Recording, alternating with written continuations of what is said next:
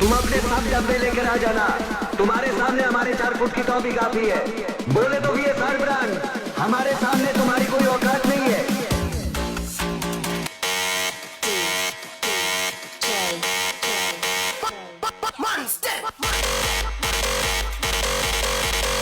આ વિક્રમ ઠાકોર છે. તારા જેવી કેટલી છોકરીના ફાંકા ઉતારી દીધા અને મારો ફાંકો ઉતારનાર હજી કોઈ પેદા જ નથી થઈ.